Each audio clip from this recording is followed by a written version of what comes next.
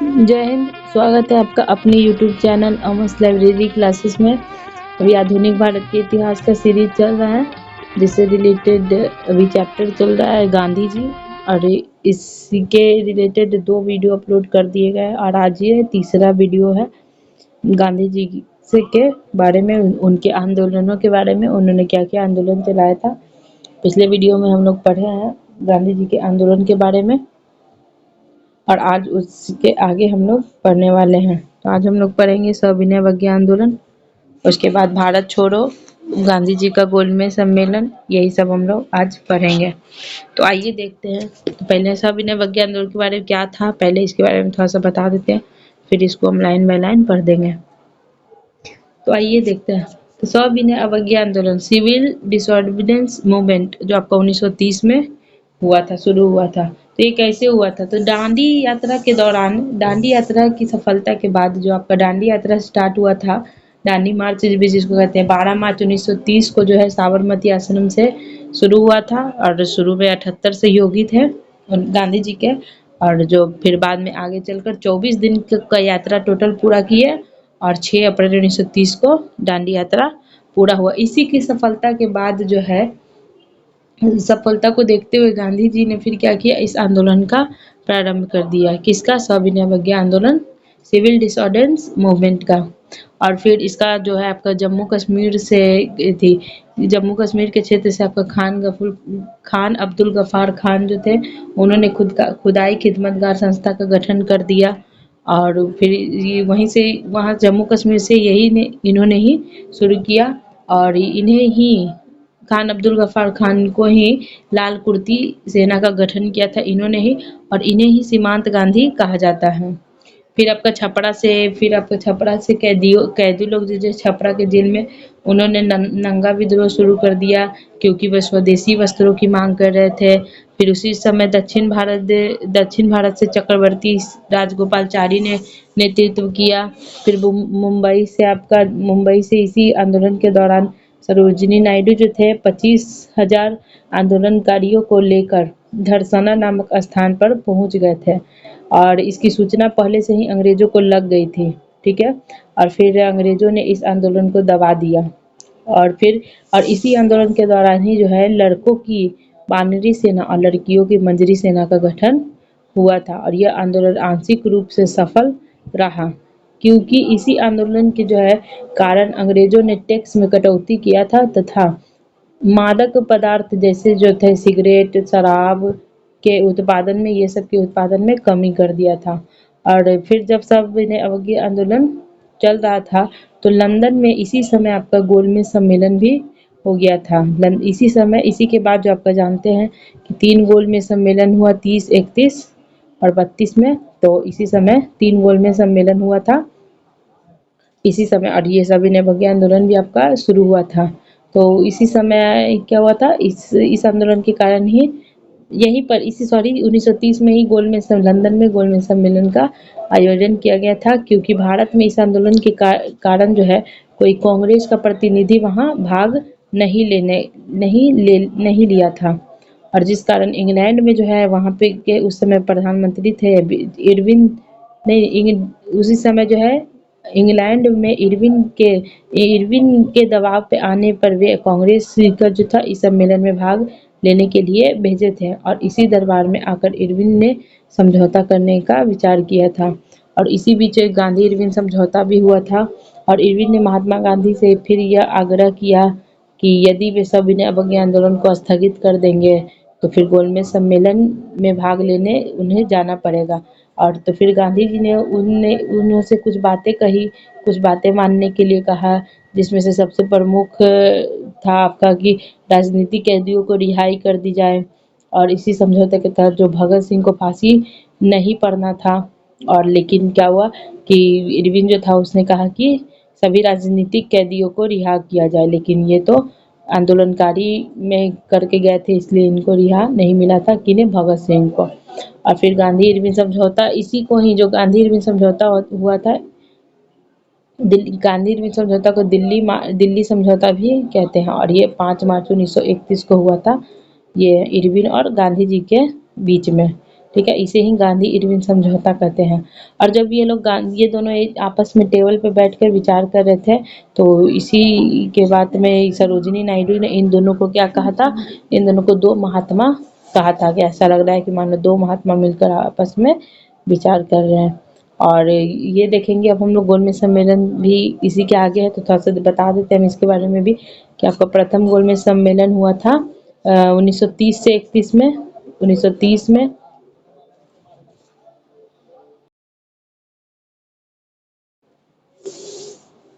गोलमेज सम्मेलन देख लेते हैं हम लोग, क्योंकि इसी में आगे गोलमेज सम्मेलन भी बताएंगे। तो प्रथम गोलमेज सम्मेलन आपका हुआ था 1930 में, 12 नवंबर 1930। द्वितीय गोलमेज सम्मेलन 7 सितंबर 1931 और तृतीय गोल सम्मेलन आपका 17 नवंबर 1932 हुआ था। अब फिर प्रथम गोलमेज सम्मेलन में जो है ना, कांग्रेस का कोई प्रतिनिधि भाग नहीं लिया था, क्योंकि ना उस समय महात्मा गांधी जो थे ये सविनय अवज्ञा आंदोलन में व्यस्त थे। और द्वितीय गोलमेज सम्मेलन में महात्मा गांधी ने भाग लिया, और उसी में जो गांधी इरविन समझौता हुआ था उसी के बाद वो गए थे, भाग लिए। लेकिन क्या हुआ, ब्रिटिश प्रधानमंत्री जो थे मैकडोनाल्ड ने सांप्रदायिक पंचांग की बात कही, जिस कारण गांधी जी सम्मेलन से भाग गए थे, छोड़कर उसे छोड़कर चले आए। और तृतीय गोलमेज सम्मेलन ने आपको बताया 17 नवंबर 1932, और इस आंदोलन में कांग्रेस ने भाग नहीं लिया था। और इसी सम्मेलन में मैकडोनाल्ड ने दलितों के लिए पृथक निर्वाचन क्षेत्र, सांप्रदायिक पंचांग की घोषणा कर दी। एक दोस्तों इम्पोर्टेंट है कि तेज प्रताप सप्रू और भीमराव अंबेडकर ही एक ऐसे व्यक्ति है जो तीनों गोलमेज सम्मेलन में भाग लिए थे। ये आपको पूछे जाएगा। एक और नाम है जो अभी हमको याद नहीं आ रहा, इसमें आगे हम बताएंगे। दो लोग थे जो तीनों गोलमेज सम्मेलन में भाग लिए, तीन लोग थे, आगे हम लोग इसमें देखते हैं। तो आइए अब हम लोग इसको पढ़ना स्टार्ट करते हैं। सविनय अवज्ञा आंदोलन।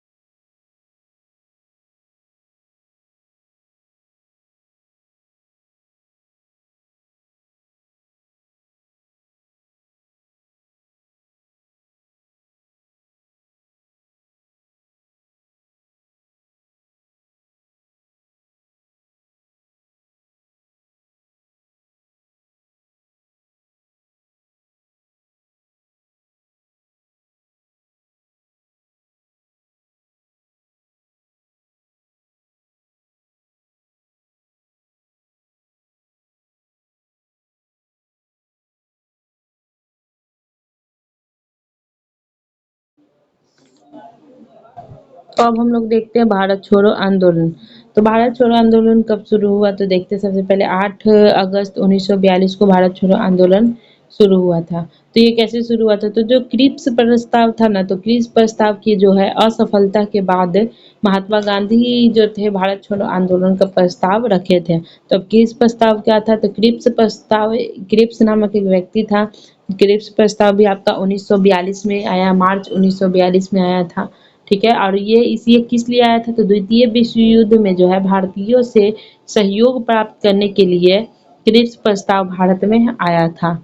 ठीक है दोस्तों, ये भी मार्च 1942 में क्रिप्स प्रस्ताव आया था, और उसी की असफलता के बाद जो है महात्मा गांधी ने भारत छोड़ो आंदोलन का प्रस्ताव रखा था। और इन्होंने फिर क्या किया कि आंदोलन के रूपरेखा तैयार करने की जिम्मेदारी आपका जवाहरलाल नेहरू जी को दिया था। और उसी समय जवाहरलाल नेहरू जी ने कहा था कि आज मैं द्विधारी तलवार से खेलने जा रहा हूँ। ठीक है दोस्तों, इसी के बारे में। फिर यह आंदोलन आपका 8 अगस्त 1942 को मुंबई के ग्वालियर टैंक मैदान से प्रारंभ हो गया था। अंग्रेजों ने ऑपरेशन जीरो आवर के तहत ये जब शुरू हुआ, तो अंग्रेज जो है ऑपरेशन जीरो आवर लगा करके सभी नेताओं को रात में ही, तो जो जब मिले रात में ही गिरफ्तार कर लिया गया था। और फिर यह आंदोलन जो है आपका नेतृत्व विहीन हो गया, क्योंकि सारे नेतृत्वकर्ता को तो रातों रात गिरफ्तार कर लिया गया है। तो फिर ये आंदोलन क्या हो गया, नेतृत्व विहीन हो गया। ठीक है, लेकिन गुप्त रूप से मदन मोहन मालवीय ने इस आंदोलन का नेतृत्व कर रहे थे, और इन्हें फिर इन्हें महामना कहा जाता है। और फिर उषा मेहता नाम की एक लेडीज थी, उन्होंने क्या किया था कि रेडियो पर इनका प्रसारण कर दिया। उन्होंने रेडियो पर कह दिया था कि सभी नेताओं को जो है रात में गिरफ्तार कर दिया गया है, तो आप लोग घबराएं ना। ठीक है, इसलिए तो बीपीएससी में भी सवाल पूछा गया है ये वाला कि रेडियो पर किन्होंने कहा था, तो उषा मेहता ने। और इसी बीच आपका राजेंद्र प्रसाद को पटना के बांकीपुर जेल में बंद कर दिया था। फिर जयप्रकाश नारायण को हजारीबाग जेल से गिरफ्तार कर लिया गया था, गिरफ्तार जेल में बंद कर दिया था। और फिर और भी नेता थे, सभी को इन्होंने क्या कर दिया था, बंद कर दिया था। लेकिन क्या था कि ये जो थे नारायण, विजय प्रकाश नारायण जेल का दीवार भाग गए थे। ठीक है, और महात्मा गांधी सरोजिनी नायडू को आगा खां पैलेस में गिरफ्तार किया गया था। महात्मा गांधी ने भूख हड़ताल कर दी थी उसी समय। फिर अंग्रेजों ने महात्मा गांधी को अंतिम संस्कार की तैयारी कर दी थी, जिस कारण गांधी जी भूख हड़ताल त्याग दिए। जब ये भूख हड़ताल गांधी जी कर ली, तो अंग्रेज को लगा कि चलो अभी मर जाएगा। फिर गांधी जी को भी लगा कि नहीं नहीं, अब हमको कुछ खा लेना चाहिए, नहीं तो ये लोग हमको पक्का ही मार देगा। फिर 9 अगस्त 1942 को महात्मा गांधी ने उसी समय करो या मरो का नारा दिया था। फिर भारत छोड़ो आंदोलन को अगस्त क्रांति भी कहा जाता है। और इसी आंदोलन के दौरान आपका 11 अगस्त 1942 को पटना पटना में जो अभी भी सचिवालय है, वहाँ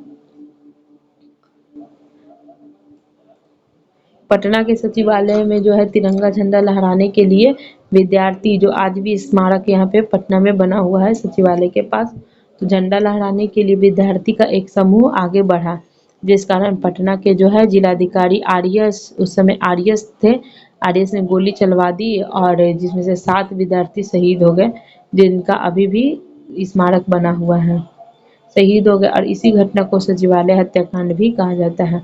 इसी आंदोलन के दौरान जो है आपका बलिया एक जगह यूपी में, बलिया में जीतू पांडे ने अपनी स्वतंत्र सरकार की स्थापना कर दी थी। और फिर नाना पाटिल ने महाराष्ट्र के सतारा में समानांतर सरकार की स्थापना कर दी, और यह सरकार सबसे लंबे समय तक चली थी। फिर इस आंदोलन में महिलाओं ने भी बढ़ चढ़ कर हिस्सा लिया था। और इस समय जो थे वायसराय लिनलिथगो थे। ठीक है, तो लिनलिथगो ने भारतीयों के दमन के लिए हवाई जहाज से गोली चलाने का निर्णय दिया। फिर यह आंदोलन स्वतः ही समाप्त हो गया। तो ये आंदोलन के बारे में थोड़ा सा बता दिए, अब हम इसको लाइन बाय लाइन पढ़ देते हैं। भारत छोड़ो आंदोलन 1942 8 अगस्त 1942। कांग्रेस की वर्धा समिति ने भारत छोड़ो प्रस्ताव पारित करवाया तथा भारत छोड़ो का सुझाव यूसुफ मेहर अली ने दिया था। यहीं पर गांधी ने कांग्रेस को चुनौती देते हुए कहा था यदि आंदोलन नहीं किया गया तो मैं देश की बालू से कांग्रेस से भी बड़ा संगठन या आंदोलन शुरू कर दूंगा। इसका पृष्ठभूमि देखिए, 1935 के अधिनियम से प्रांतों में उत्तरदायी शासन की व्यवस्था की गई और इस हेतु 1937 में चुनाव कराए गए। कांग्रेस ने 5 प्रांतों में बहुमत हासिल की और बम्बई में मात्र एक ही सीट प्राप्त हुआ। एक सीट बहुमत से कम रही और अंततः 8 प्रांतों में कांग्रेस व सहयोगी सरकारें बनी। फिर द्वितीय विश्व युद्ध में जब अंग्रेजों ने कांग्रेस प्रांतीय सरकारों से सलाह लिए बिना भारतीय सेना को ब्रिटेन की ओर से युद्ध में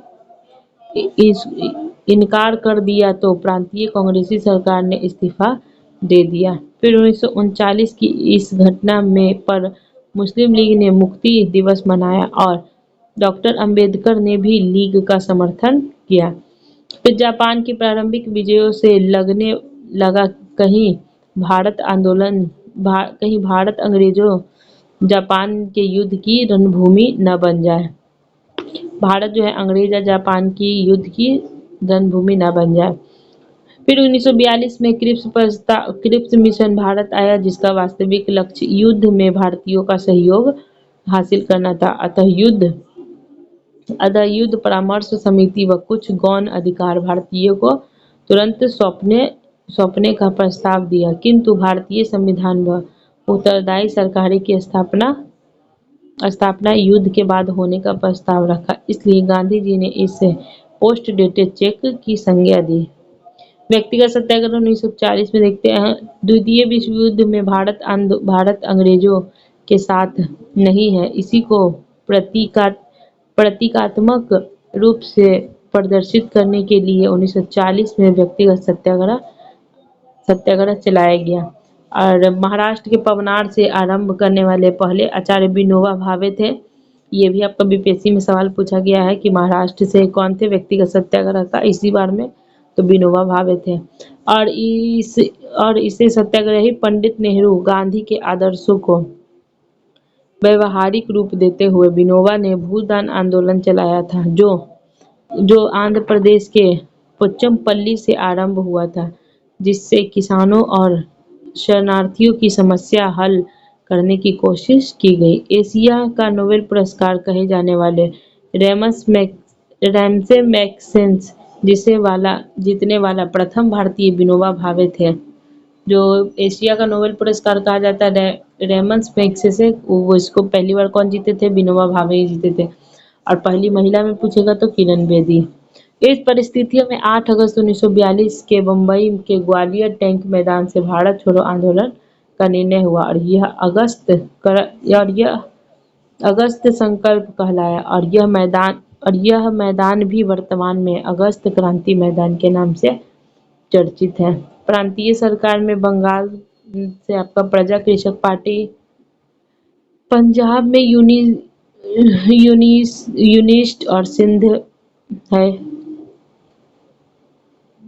फिर यहाँ पर देखते हैं, संस्था से जुड़े प्रत्येक तत्वों व श्रमिकों पर करारा प्रहार किया गया। प्रत्येक तत्वों और श्रमिकों पर करारा प्रहार किया गया और भारत छोड़ो कार्यक्रम का हिस्सा न होते हुए भी यातायात व संचार साधनों को क्षतिग्रस्त किया गया। यह आंदोलन इतना प्रभावी रहा कि कई स्थानों पर राष्ट्रीय समानांतर सरकारें पारित हो गई, जिसकी शुरुआत बलिया से चित्तू पांडे ने की थी और बाद में क्रमशः तामुलुक, तलचर व सतारा में भी राष्ट्रीय सरकारें बनी और इसमें सतारा की सरकार तो लगभग 3 वर्षों तक कायम रही। इसी आंदोलन के दौरान एक वैकोम महिला मंतागिनी हजारा के शौर्य का उल्लेख मिलता है, जिसमें गोली लगने के बावजूद तिरंगे को गिरने नहीं दिया और इस आंदोलन में लगभग प्रत्येक वर्ग ने ब्रिटिश सत्ता का विरोध किया तथा कृषक, श्रमिकों जैसे सर्वहारा वर्ग इस आंदोलन में बढ़ चढ़कर शामिल हुए, किंतु कुछ महत्वपूर्ण दलों व नेताओं ने इस आंदोलन का विरोध किया, जिसमें साम्यवादी दल, मुस्लिम लीग, उदारवादी संघ व उदारवादी संघ डॉक्टर अम्बेडकर शामिल थे। तो आगे है दोस्तों सुभाष चंद्र के बारे में, आगे हम लोग सुभाष चंद्र को पढ़ेंगे और उसके उनका जुड़े हुए आज़ाद हिंद फौज की स्थापना किया था, तो इसको आगे पढ़ेंगे दोस्तों। अगर एक ही वीडियो में पढ़ेंगे तो वीडियो काफ़ी लंबा हो जाएगा, ठीक है। तो आज का वीडियो यहीं तक रहता है, आगे हम लोग सुभाष चंद्र बोस के बारे में पढ़ेंगे।